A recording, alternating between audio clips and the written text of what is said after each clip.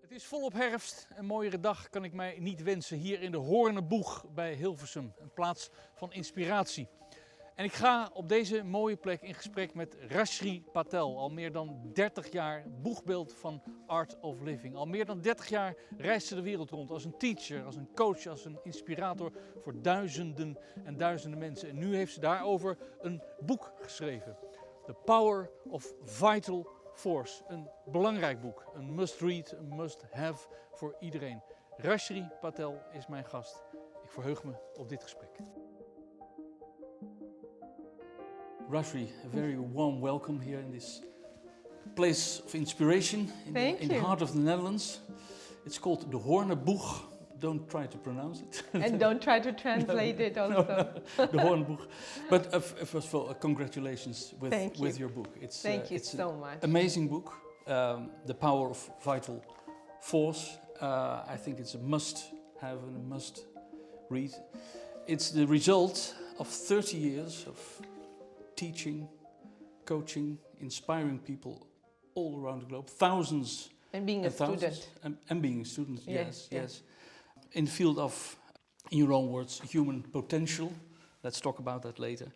But let's start with the beginning, where your voyage began. You were very much in the present moment. Yes. But let's go back 30 years. Please. Back in the 1989, something happened. You were in your mid-20s, being a lawyer, prosecutor, a good career.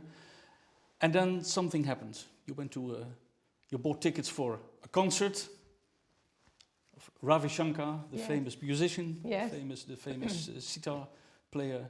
But it turned out to be a completely different evening. What happened? Can you tell us? So, to your point, I had just moved from New York to Los Angeles. And like any young person, I wanted to meet someone. You know, I had gone to law school, had the job I wanted. Now it was the next step, meet the partner. And my parents were also pushing time to get married. So I decided perhaps the thing to do is to go to this music concert where I might meet some Indian people, some interesting people. And so you were on your own? I was on my own. I had just moved from New York to LA for my job.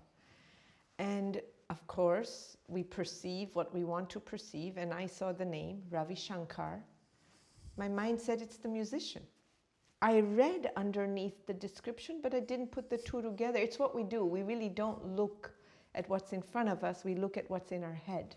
Interesting. Right? Yeah. So that's what I did. Thinking it was a musician, I went, and I arrived, and of course, it was not the musician, but a spiritual master from Bangalore, India. And my mind started to do what a lawyer does. Come on, what is this? Why am I here? What's the point? But I was curious. What made you curious? It was this... It was something... First of all, I was not curious about the people around, in the sense that my mind was judging. Oh, come on. Everybody was hugging, massaging, and that was too much for me. Yoga mats. Yes, it was too much for me. But when he entered the room, something changed. There was a stillness, a quiet in the room, while there was dynamism, joy, excitement. This I had never seen before, where there's deep stillness and rich joy, excitement. So that was one thing. Yeah. And then something about his eyes. They were as big as the oceans. I really remember thinking to myself, his eyes are like the Atlantic and the Pacific Ocean, deep and rich and full of compassion. And it was that made me say, okay, you're here. Why don't you stay? Let's just see what life brings you. For the evening? For the evening, yes. One evening, a special way, a different way to spend it. And so that's what made me stay. But I was also... there used to be a bookstore in Los Angeles. I don't know if people would have heard of it, the Bodhi Tree bookstore. Mm-hmm. It was a spiritual bookstore with a wall full of masters, you know, from ancient times. The Christ and Yogananda and different masters were there. And I remember when I first got to LA, I would go there with a cup of tea and think to myself, what would it be like if one of them existed in my time? A master, someone who has gone through a self journey.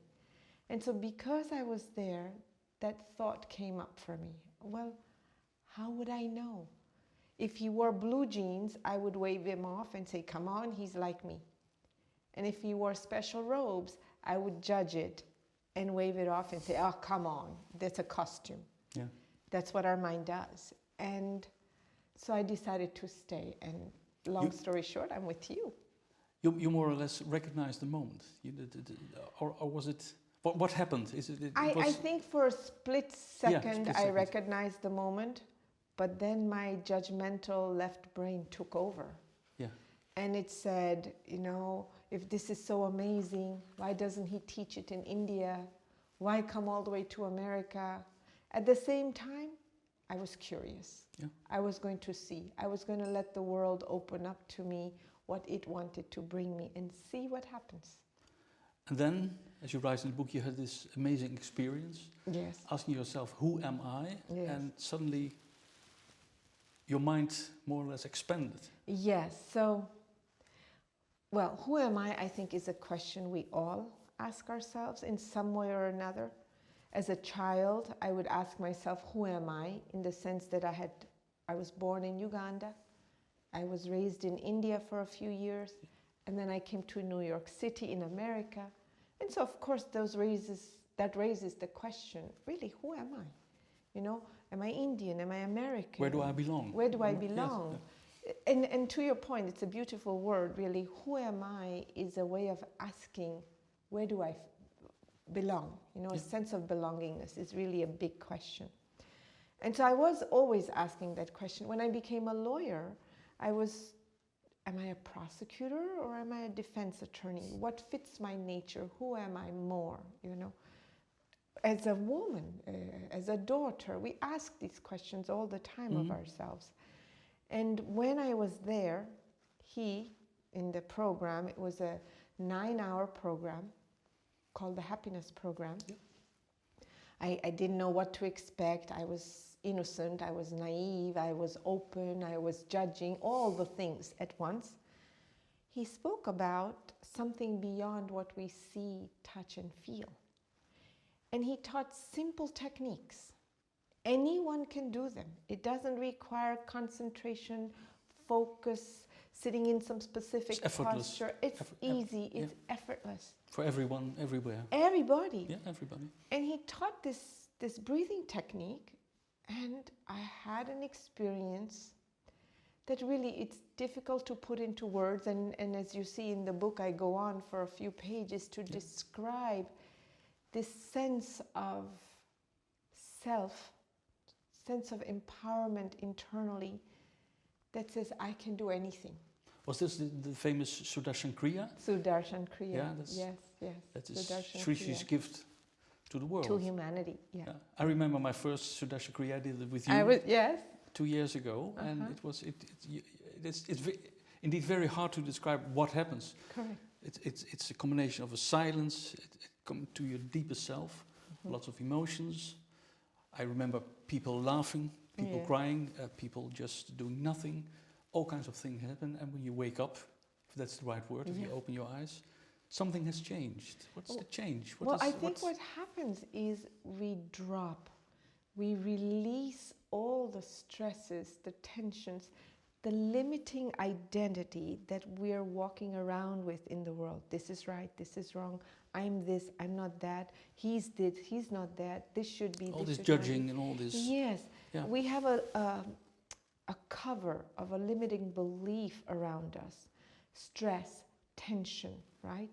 And you do this profound, simple technique, and what happens is all that debris, all that stress drops off. And what's left is this stillness. And Diederik, I use children a lot as a way to explain. Yes. And if you've ever looked at a child, an infant's eyes, there's a lot of power, a lot of steadiness. Trust, silence, and at the same time, excitement and joy. And that is who we are underneath the stress. Is this the vital force what you're talking about? This is yes, it. yes. We are this underneath, all of us. Yes. It just gets covered.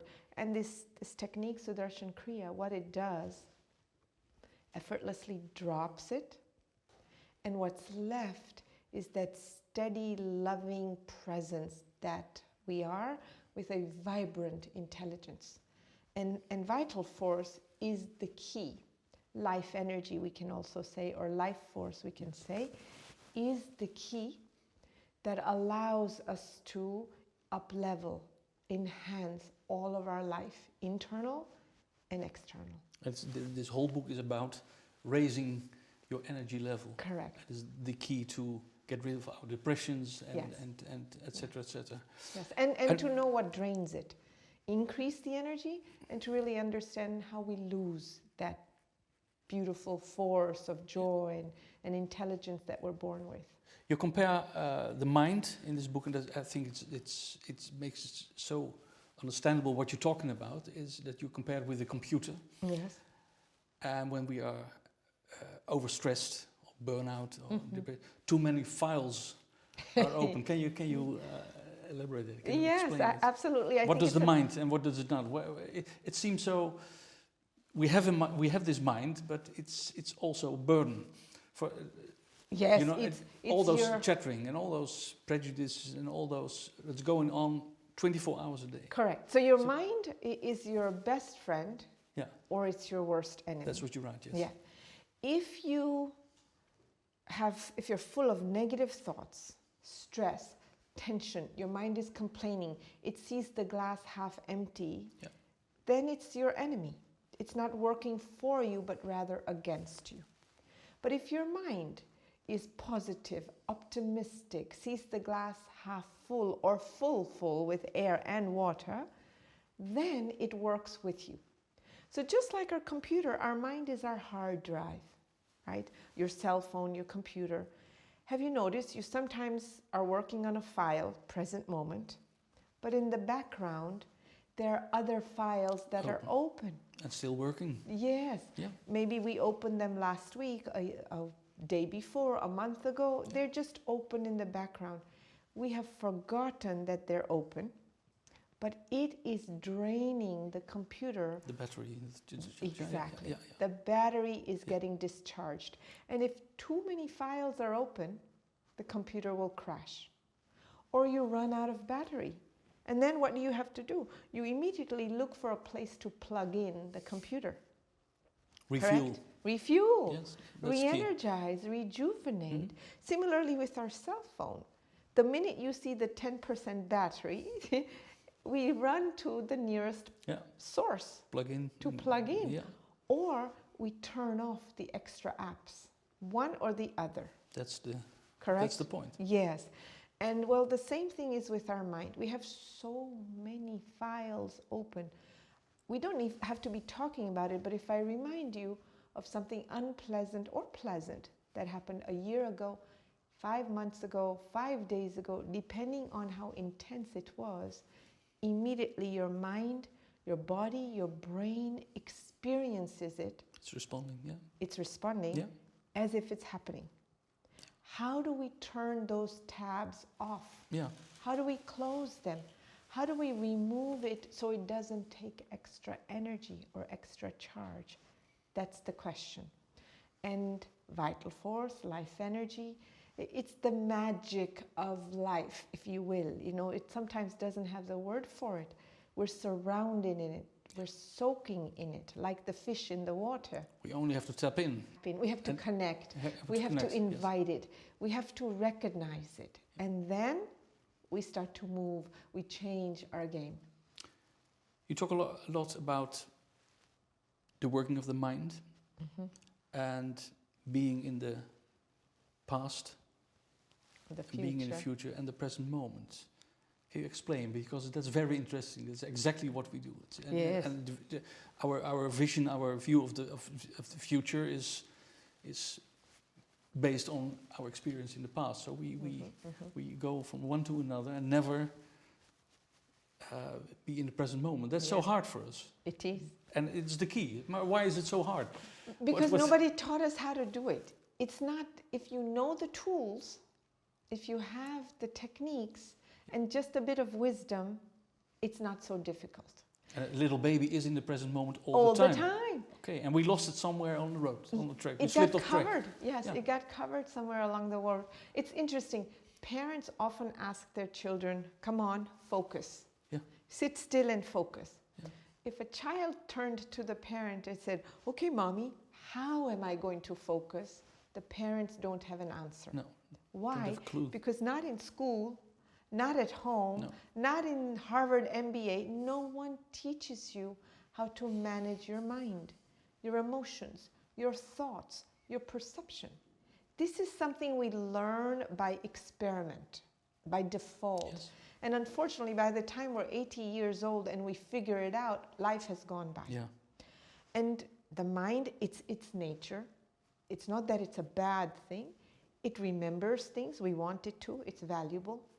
Unfortunately, neuroscience tells us that we are hardwired with a negative bias, which means things that were negative, things that didn't work for us, we remember much more than things that are positive.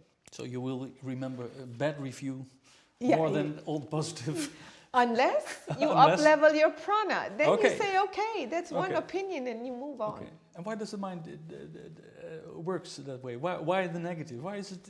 I mean, So the lesser the prana level, okay. the yeah. lower your battery, the more negativity will stick to you. And that's the message of this book. It's all Correct. about raising your Yeah. your energy. Yeah. So if we look, the mind, it's often thinking about what happened yesterday, a year ago, 10 years ago. You know, you see so many people sitting in therapy, nothing wrong with that, No. talking about one incident that happened 20 years Yeah. ago. My mother always says this. My father always Yes, does that. Yeah. Yes, everyone does the best Yeah. they could. They didn't know any better, perhaps. Let's assume they did know better and they still did this terrible thing. We are losing life here and now. When the mind is in the past, we end up thinking about what didn't work for us much more than what was beautiful. So this did not instead Yes. of what does it do on the What positive did side. not work, There's a lot of not in the that's past. correct. We Yeah. focus on that. Yeah. And it brings with it irritation, impatience, agitation, anger, regret, guilt, and blame. Yeah. These emotions are clearly negative emotions, full of stress, right? It affects our relationships, our business, our career, our community, our life, our health, our sleep, everything. Yeah. And when the mind is thinking about tomorrow, oh, what will happen if I lose my job? What will happen if Yeah. my kids go off to college? And what if drugs? What if when I'm not saying as parents we wouldn't be concerned. No, it's a different But thing. when it gets stuck in our mind, when we don't know how to release it, then what does future bring with us? Anxiety, Yeah. fear, worry, concern. And if it's extreme, it becomes panic. Yeah. Self-doubt, insecurity, all of these things are about the future. What I see is there's an anger spectrum. I talk a lot about that in the book. Yeah.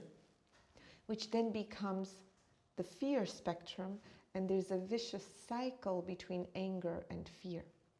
And I have an interesting question that I ask my audience many times.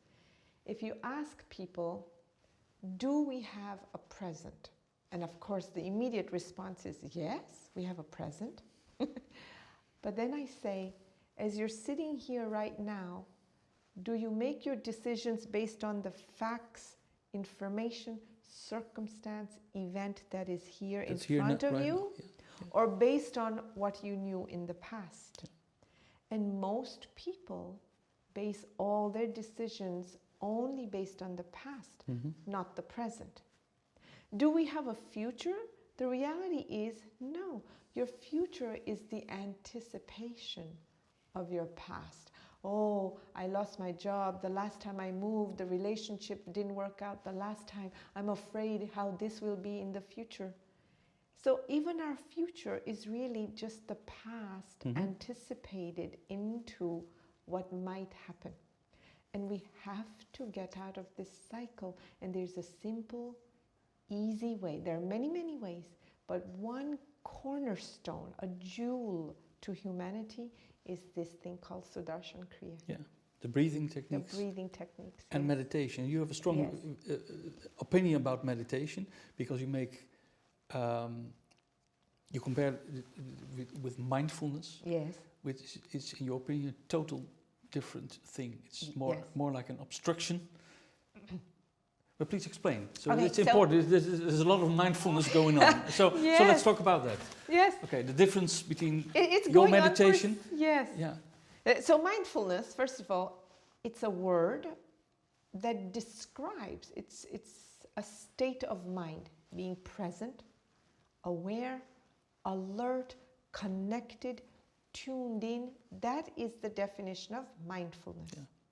What happened 50, 60 years ago, people from the West went to the Far East. They lived in a monastery, a Buddhist monastery, for some 2-3 months, and they picked an idea of being mindful and turned it into a noun, a name. It's not a name, it is not a noun, it's a state of mind. And what happened is a single practice from an entire system was extracted, made very secular, and as a result we came up with this idea of mindfulness meditation. Consumerism, we love to do that. Capitalism, nothing wrong with it, but that's what we did. Buddhism itself is not just monitor, observe, label your thoughts or your actions. Buddhism itself is filled with precepts. It's filled with sound and mantra and chanting. It's filled with meditation. And as a result of all of this, we become mindful, present, alert, connected, in tune. So mindfulness, the way it is in the West, if you look, requires mental effort. Mental activity, yes. Yes, mental activity, mental work to calm down mental faculty. This is the challenge. It's a contradiction. It's a contradiction. It requires you to have some degree of awareness, mindfulness, to begin with in order to become more mindful. Yes. In a sense, this is an oxymoron. Yeah. Because if I could be mindful of my breath, of my thoughts, of all my actions, I wouldn't need meditation to begin with. You know? So I'm not saying it doesn't work. Mindfulness has a lot of value. It enhances gray matter. What do I mean? Decision making, rationale, logic, frontal cortex. It enhances the activity of frontal cortex, and we need that. However, because of computers, because of the way we're wired to information today, unlike 60 years ago, we're already in overdrive with our logic, our gray matter, our frontal cortex. Overloaded. Overloaded. Yeah. We are in overdrive with it. Yeah. And in fact, what really drives our decision is not our rational thinking. You and I and everybody out there knows it's good for me to exercise, it's good for me to eat right, it's good for me to sleep at a proper time. And why don't I do it? I don't do it. Yeah. Because that's beyond logical thinking. That's about subconscious, the subconscious. Yes, yes. It's about the limbic brain. It is what we call the amygdala or the emotional brain. Yeah. So meditation, if it does not impact the emotional brain, if it doesn't shut it off, those are the files in the background that are running us. Yeah. If we don't know how to close those tabs, then we really don't have true control over our frontal cortex, decision-making brain. So the meditation I speak about is called Sahaj, Samadhi meditation. Sahaj means effortless, natural, spontaneous act of meditation. Just sit, that's my experience. We sit. Have you done it? Yeah. You know how it is. And just observe the thoughts. They come and they go, and And no just need thoughts. to observe the thought even. You all Let them you go, need let is them to pass. sit. Yeah. There's no need to clean out your mind or empty your mind or to focus or to concentrate. We use sound or mantra, as it's called, a vibration. Now you know that different vibrations impact our mind, our nervous system in a very different way. Kind of like music. Mhm. Drums, you walk to a disco or a pub or a club, and drums are playing, Yeah. you start moving. You can't resist. Yeah, the hips start moving because it unpacks the energy below, right? Flute has a different impact. Bells have a different impact. Oh, all the frequencies. Correct. Yeah. The frequencies are different.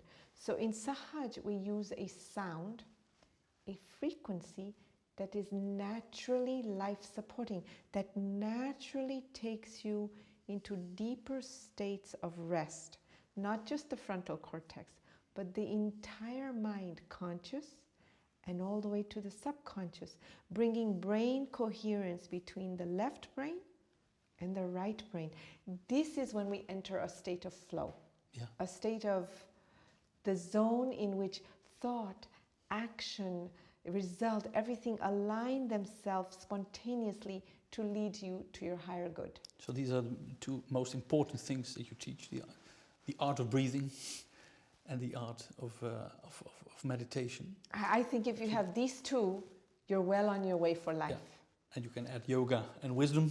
Yeah. But these are the main things Yeah. to be in that present moment and to reach that vital force to It's able to use it. It's already there, but you have to. Well, the thing is, why? What's the point of life? To be happy. Yeah. Right. You could accumulate everything, but you're not happy. No. You don't sleep well. You don't have a connection to people. You don't walk outside and say, oh, so beautiful. Instead, you're in your mind going, oh, I don't want, complaining. Yeah. That is not a life well lived. That's just a life on autopilot.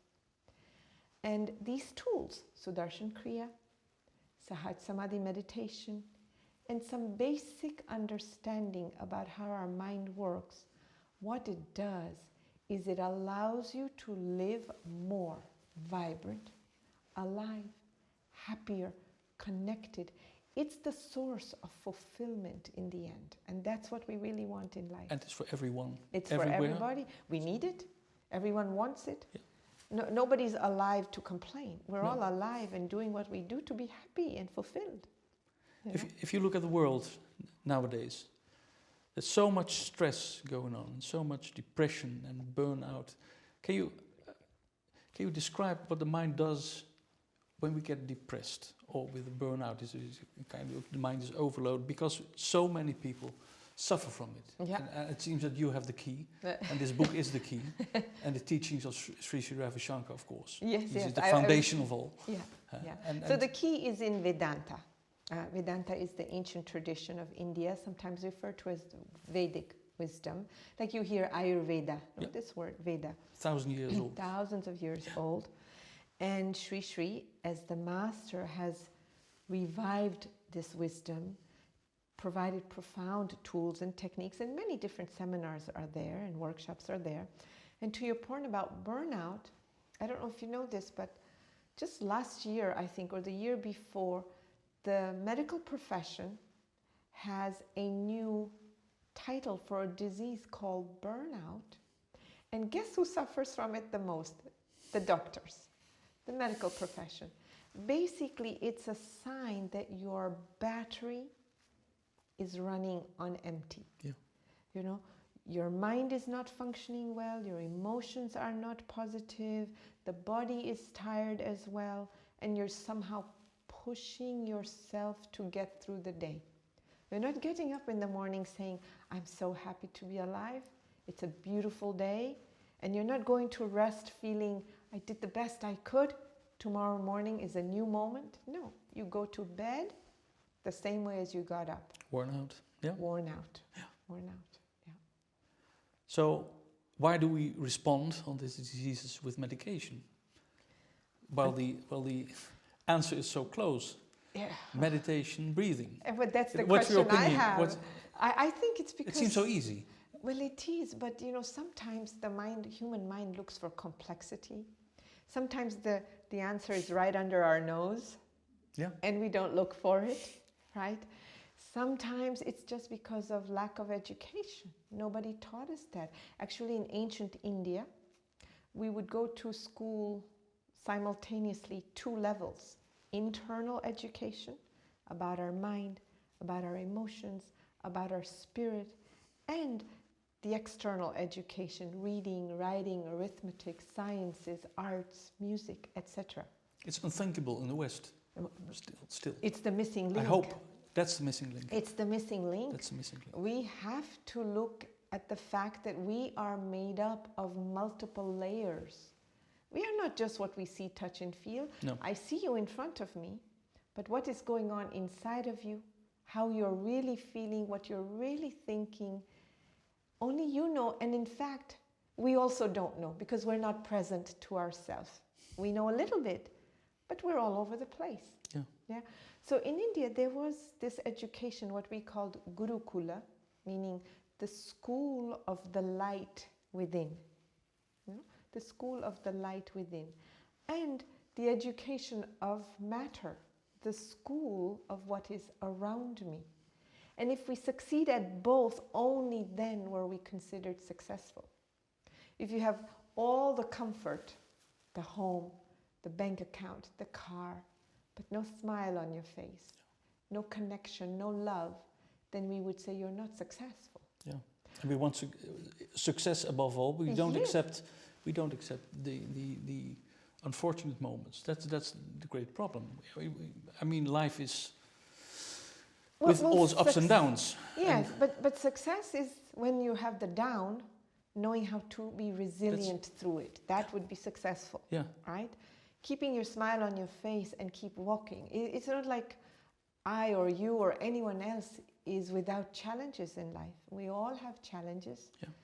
But do we have the confidence, the trust, the faith, the sense that everything is okay and I'm supported? Yeah. That is worth an enormous amount. That is really success. And is this what this vital force does? It's almost like a universal power that is working for us, not against us. So Absolutely. Go with the flow and accept things that are going wrong, accept it as part of the game, part of life, and just move on. Yeah, I love what you said. The universal power that works for us, not against us. It's encouraging. It's behind us. It's moving forward. Yeah. Look, consciousness or this universal power. In Vedanta, it's called Shakti, and Shiva, yin and yang, or dynamism and stillness. You can look at it like this. Inseparable. Yes, belonging together. Inseparable, part of a same coin. Yeah. No one discusses this, but we know Einstein and Planck and Tesla, they all spoke about this energy, this consciousness that is loving, life-supporting, intelligent, however you want to look at it, and we're soaking in it. And it wants to do nothing but serve us, support us. It is behind us for our greater good, for what we want. The problem is our mind is all over the place. 1 minute we want this, next minute we want that. It's never enough. It's never enough, or we're not sure of what we want. We're not centered. And so then that loving power gives you a little of everything.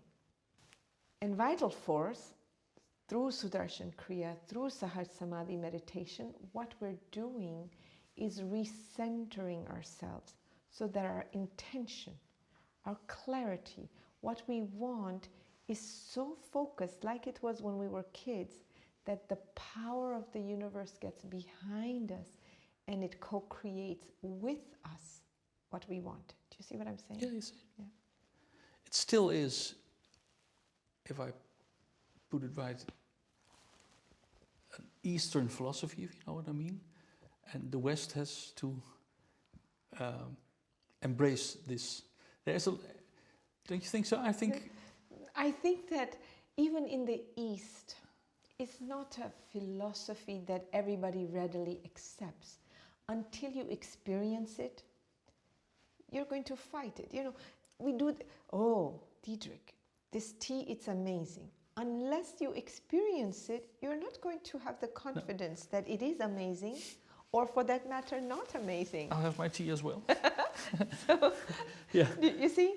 So it's about experience, but also today, if you look at quantum physics, if you look at the observer effect, if you look at what physics is discovering, they will tell you that life is the matrix underneath what we don't see. We are not just an atom and an electron and a proton. No. We're a field, a force field of intelligence. The world organizes and structures itself through our intention if we're clear. Yeah. The observer effect on a sub-atomic level says what? When your intention is on it, that particle exists. Yeah. When your intention is away, when you're not with it, it exists as a potentiality, as a wave. As a wave, yes. As a wave, right? That's completely new to me. Then anything is possible. Yeah. And that is not Eastern philosophy. No. That is pure physics. Now, we are made up of electrons and protons and neutrons, trillions and trillions of cells. Of course, we're also bacteria, biome, right? And our intention is not on any part of us, it's all outside. So we keep creating things wherever our attention is. Yes. So why not really take a few moments a day, be willing to close your eyes and look inward. That's what we're talking about. I think it's one of the amazing things that Sri does. When he goes to places of war, of tension, Yes. he goes there and just meditate. And now not just only meditate, of course not, but he tries to bring people back to the center and look, what are we doing? What? Yeah. And that is so powerful, and it's such a hope in there that it's just these simple things. Breathing and meditation is the key to world peace. I mean that's one of the foundations of art of living. Art of living. Yeah. Peace begins one person at a time. Yeah. Right. If I am happy as a mother, my children will be happier. Yeah. If I am happy as a boss, my employees will be that much happier. It's pebble in the water. Yes, circle. Absolutely. Yeah. A family makes a community happy. A community makes the city happy. The city makes the world happy. And Sri, I know him now so many years, since 1989. And his entire attention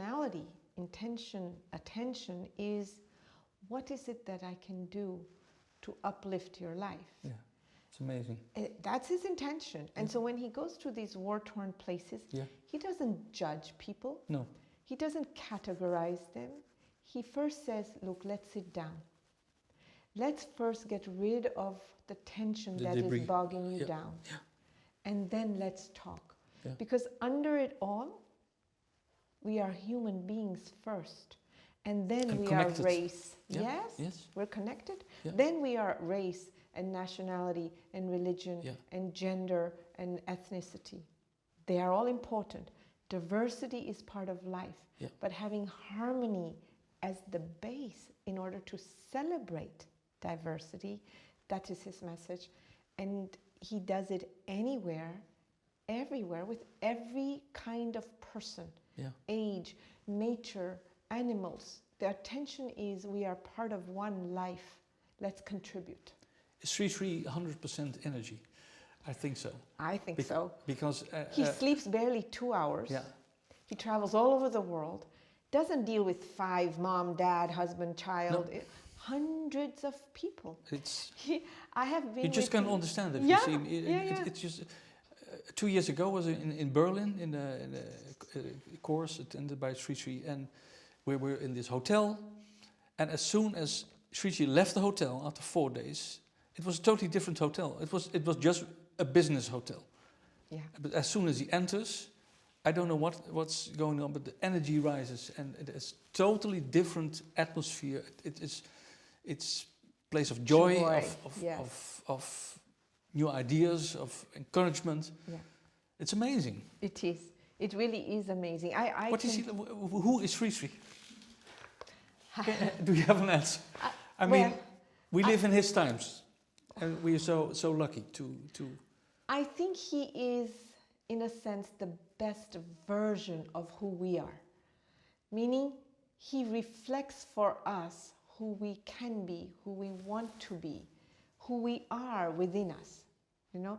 And in the world, I see Sri as an instrument to bring about peace and self-awareness, really. Yeah. Peace at the deepest level, internally, and peace externally. You know, he's been involved with, he was with Colombia. Yeah. He's currently FARC, also... FARC, yes. He's dealing with so many different things. He's in Venezuela discussing peace and trying to bring about transformation there. In India, there's so many layers of peace. We need to talk about peace and the mind level. And then, of course, peace as we talk about from the perspective of war and conflict and disease and loneliness and isolation and anxiety. These are all things of conflict. Yeah. And the mission of Art of Living, of Sri, and all the volunteers behind that organization, all the teachers, is to see what is it that I can do to uplift wherever you are, whether it's connection, health, well-being, whatever it is that's required. And to give instead of to take. That's yes. Also. Yes. It sounds idealistic, I know. Yeah, but it works. Why not? Yes. Why not? Why not? It's There's so much pessimism going on. Why not? And also everything is perception in life. Yeah. Why not perceive the positive, what works for you, versus what doesn't work for you? You know, it's anyway perception. And the moment you look out of your eyes with a positive state of mind, we change our neuroplasticity. We change the way our body functions. We change our immune response. We change our vibration. Yeah. And then we invite more positivity towards us. That is how that universal power gets behind us and supports us. You've been traveling around the world for 30 years. Yeah, more. More than 30 years. You were at the foundations of Art of Living. I know you are very in the present moment, but can we talk about your future? Because you've written a book, and I think, again, it's a very important book, The Power of Vital Force. You know there's one coming out in Dutch next year. I know. Yes. In February? In somewhere, February to spring, somewhere, there is a translation coming out. Yes, we're looking forward to it. This is the American edition. This is the American edition. I read it 3 times, it was amazing. Yeah. But, we look forward it's already available here in Europe on Amazon, but the Dutch version is coming out next year. Is your first and last, or... There we talked about that because you felt resistance to write it. I don't. And Sri encouraged you. He said there's a book inside. You only have to write it. I tell you the truth. 30 years ago, hardly 35 years ago, 6 months after meeting him, he said to me, "Write down your experiences. Write down what you're learning." Yeah. And I somehow either ignored it, didn't see the value in it, or resisted it. Come on, who wants to hear me? Why me? Yes, why me? I also had a resistance, as I say in the book. English was my third language, actually. I spoke Swahili first in Uganda, where I was born. Of course. And then in India, dialogued in India, and then English. And when I went to America, I was in 8th grade in India. They dropped me to the 6th grade because I didn't speak a word of English, read, write, or anything. And so that impression somehow had remained, because by the time you're in 6th grade, grammar and punctuation and spelling and all of that has already gone. All those troubles. Yeah. So it was always my lowest grade in school, you know. And so I had a resistance to writing. But really, Sri, he knew. And he kept saying, just write. I said, what? He said, just write. Doesn't matter. Write anything. Okay. And what you see in front of you is, in a sense, a downpour, you know, just... 30 years of teaching, yes, and the Vedic traditions and philosophies. And it's 30 years in more than 35 countries around the world. Companies, you know, such as Google and Facebook and American Express and Microsoft and so on, Amazon, all over the world, in all kinds of countries, government officials, you know, housewives, students, so really every kind of person, hundreds of thousands of people later, it's really one truth, one simple thing. You up-level your life force, you enhance your life force, and everything in your life works simple, faster, better. You're happier, you're more clear, you're more focused, you're more connected, you're more loving. In support of... You change your vibration and you change your life, really. I would like to read... Is there a second book? I don't know. Well, I hope so. I hope so. Because what you do as well in this book, and I think it's highly valuable, is the old Vedic traditions and philosophies and well, maybe I could say it's science of the... Translated for us to the 21st century. Correct. And I think that's really valuable, and you should write another book and a third book. I hope you do. Thank you. Because you have the gift of writing. Let's see. Well, it's. Thank you. May I read? Please. The last. Please. Because it's so hopeful and so it's such an encouragement for everyone. This is my wish for you. That you live in a life that is uplifted and nourished by the loving force of life itself that wants nothing more than to serve and support you. That you walk with the knowledge that this force of life is not separated from you, it is you. That you use your infinite power freely and wisely to create and shape a life of beauty, purpose, connection, and true happiness. Not only for yourself, but for those who will follow in your footsteps. I thank you very much for this conversation. Yes, it's moving. When something is so heartfelt, you know, what it does is there's a lot of power behind it so that the universe listens and manifests it for us. And for me, it's really just that simple, that look at the world. It has such enormous intelligence. The plant kingdom, the animal kingdom, the stars, the planet, everything is precise. How come we as human beings don't realize that we're part of that huge plan by the universe? And if we could really soak that in, just even for a moment in a day, we transform our day. That's when the loving force gets behind us. So, yeah, that really is my wish. As a result of the book, as a result of the 35 years, and whatever else may come in the future. You know. So I wish you thank you so all the much. luck. And let's maybe close this conversation with a moment of silence and thank Sri Sri Ravi Shankar for his being. And thank you for being here. Thank you. God bless.